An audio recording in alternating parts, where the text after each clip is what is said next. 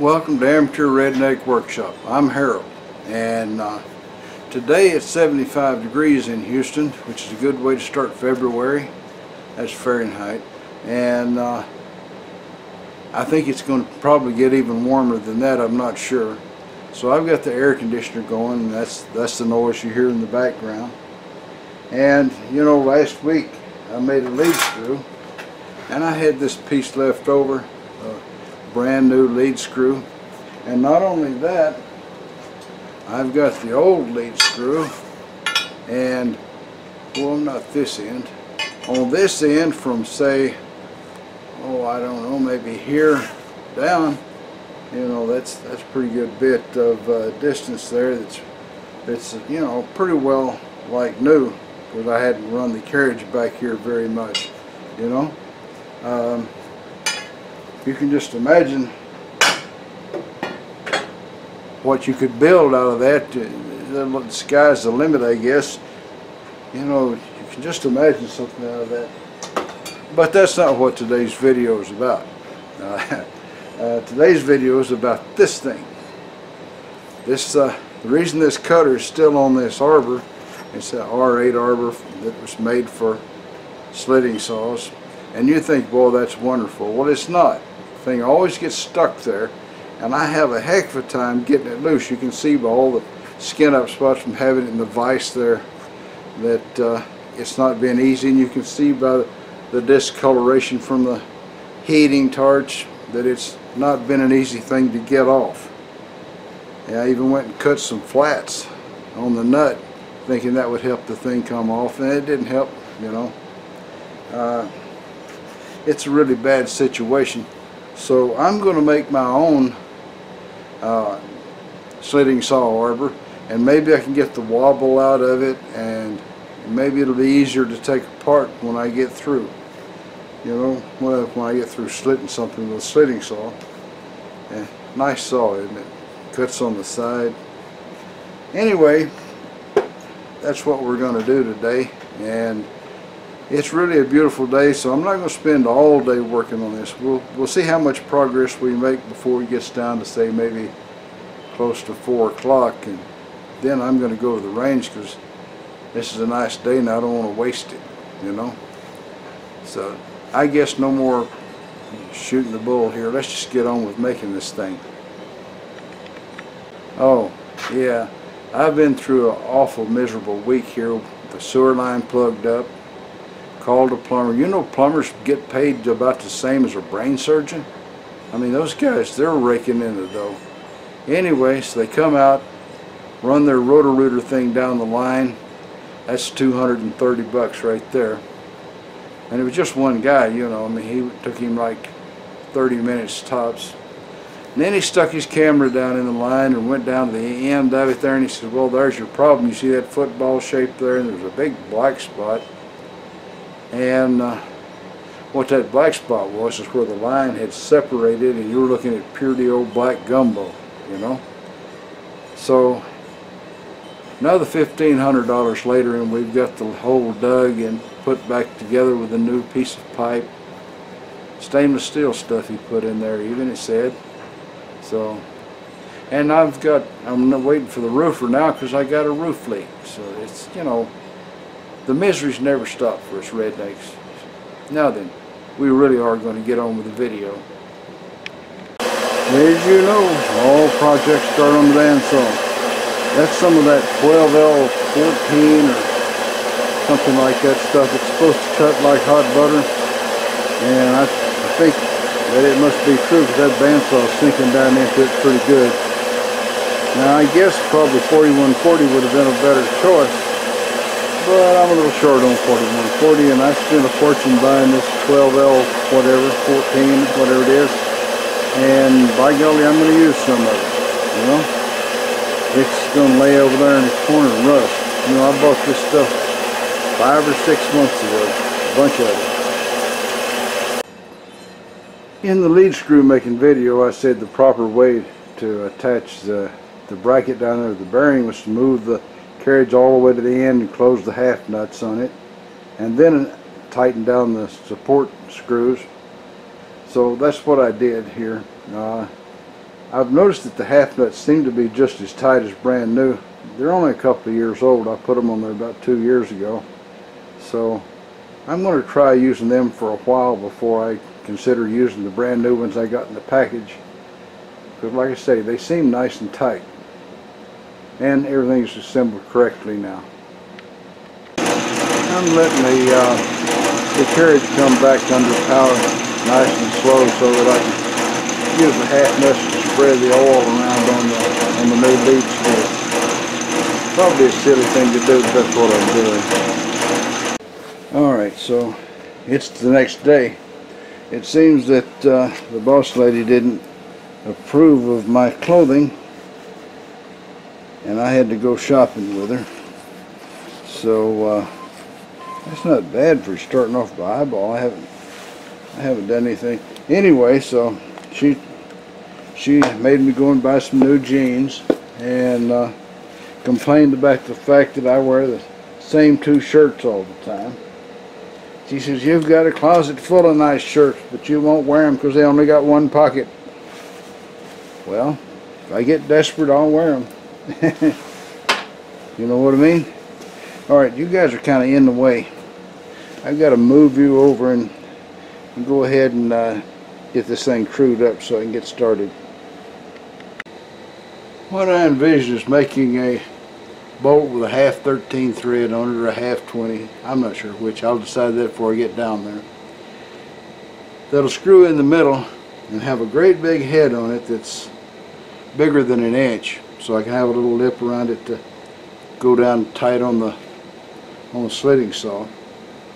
And by the way, just to fool the old lady, I got a blue shirt that's got Velcro pockets, 2 Velcro pockets. That'll throw her off a bit.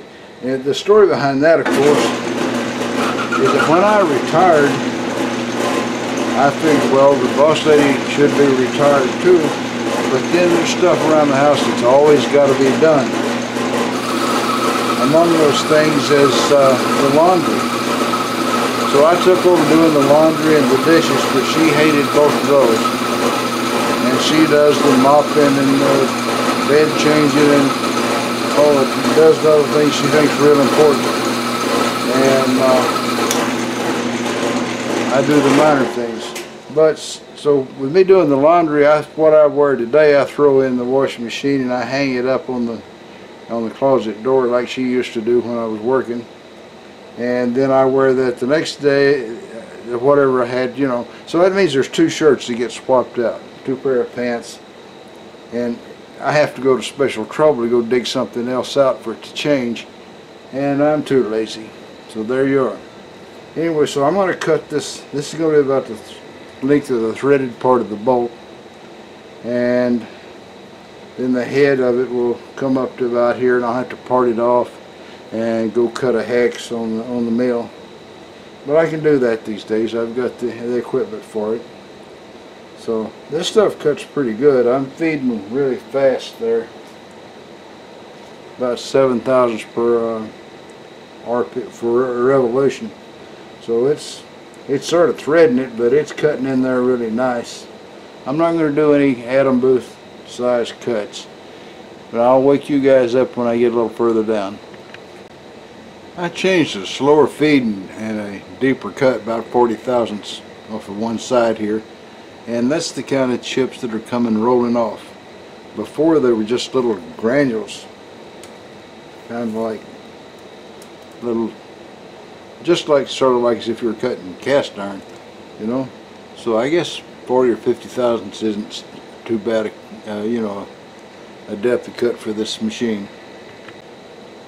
Okay, I'm going to make it half 20 because I've got that, you know. I've got the die and I've got the tap, what I mean. And I'll put a little bit of this thread cutting oil on here.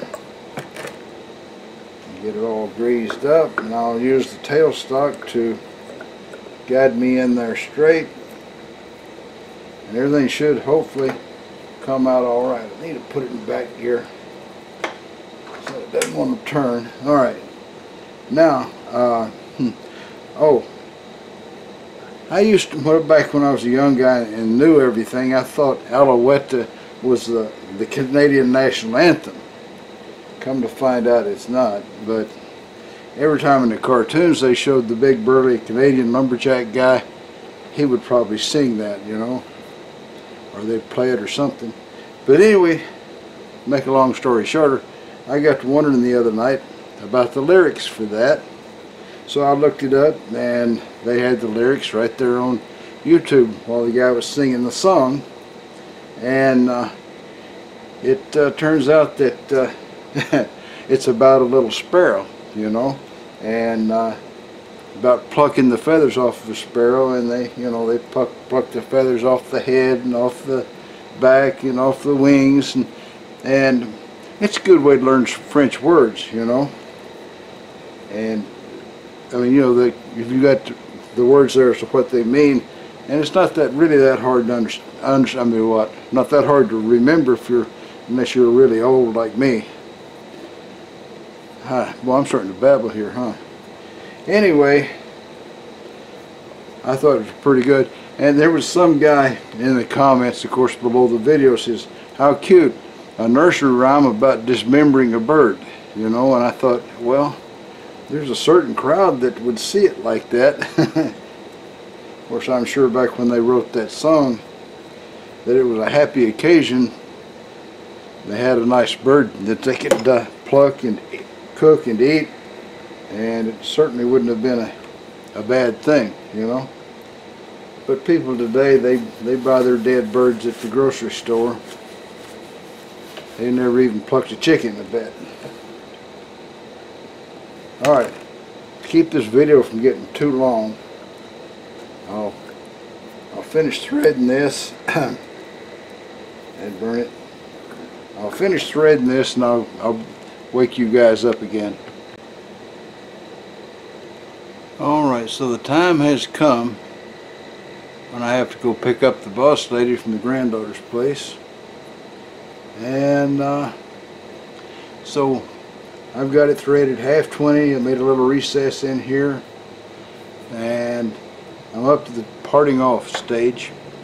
And maybe after I get back from bringing the boss lady home, I'll go ahead and finish off. I might get the whole project done tonight. You can't tell. Well, now it's time to part the little booger off, and to make those of you that were real worried happy, there's a different jacket. I'm not sure I want to wear it, but there it is. I guess I wimped out. Alright, so my blade's sticking out too far because I was using it to cut this little recess in here. So I'm going to have to move it back. And I've already got it pretty much marked off there as to how much I want to use for the nut part of the thing, or the hex part. So I need to crank this back a little bit and shove the blade back inside some. Alright, and then I've got to straighten this guy up because we're on an angle.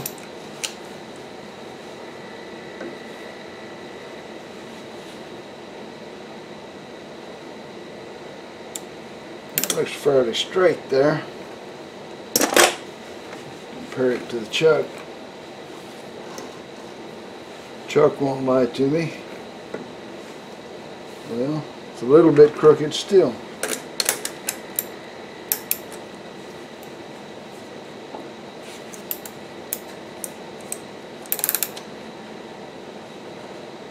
There we go. Now we're ready to part this thing off. And that looks like about the right spot. So let's get after it.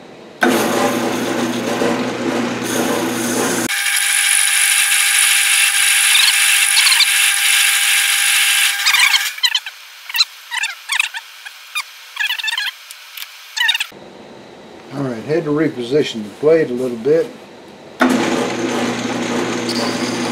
But we should be off of there soon.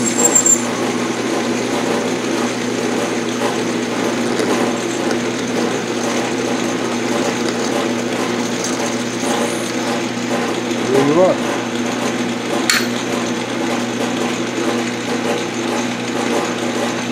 Set this a little bit low, isn't it?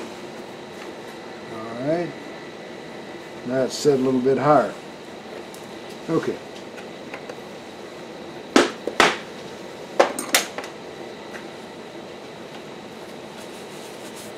So now this has got to be the part that goes up in the collet of the mill, and the part that the saw is going to hook onto on the other side. So I want to make this really accurate, and to make it really accurate, I think what I'm going to have to do is to turn it between centers. That way it'll all be oriented properly, whether I turn it end for end or whatever. And I like the idea of not making any mistakes, so what I'm going to do is I'm going to put you guys back to sleep, and I'm going to go and measure whatever, find out whatever's the largest collet I've got. Then I'll come back and face this off and drill a center hole in it. Then I'll turn it over and drill a center hole in the other end, and that'll probably mean I'll have to face it off again, but anyway, I'm going to turn it between centers. I'll probably get this down about 1/4 of an inch. This is 1.5 inches, and I think what I need is about 1 1/4 inch, 1 3/8, something like that. So take a little nap and I'll be right back. Okay, I drilled a hole in the center there, right there, and I'm going to turn this little booger over so that I can put a hole in the other side. And I'm marking that in the hopes that it'll help me to get the thing centered up really good again without an awful lot of work.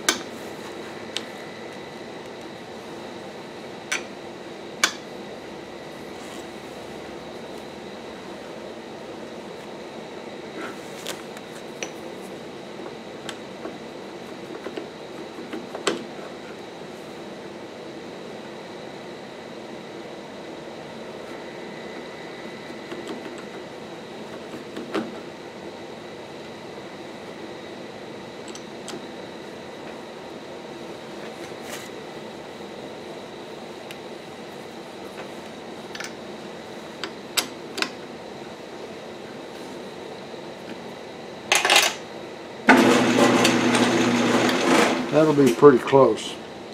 So I'm going to put the indicator on here and kind of true it up, and then I'll put a center hole in here, and then I'll get my centers and get ready to go with it. Well, I'll cut this down quite a ways, I think, before I do that, so that yeah, that way I can hook onto it with a dog. I'm not sure how big a dog I've got. Take a little nap. Alright, I think this is a 29/64 drill bit. Anyway, it's the one that the chart said to use for 1/2 And we're going to sink it down in there, and I've pre-drilled the hole some close to the size, so that when I come back to this guy, I can get to the bottom. I always like to get to the bottom of things here. Alright, now then we'll find the tap, and I'll wake you guys up. Alright, this tap says 1/20 on it, and we're going to take it and try to thread it under power. But I've got to move this stuff around just a little bit.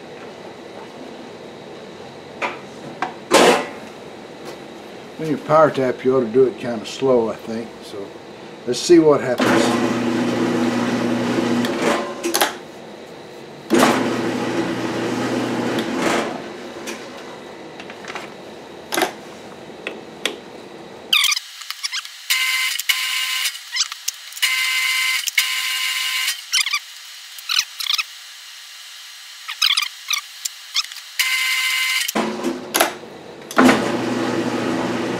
Looks like where I marked it, so I guess it's time to be at the bottom.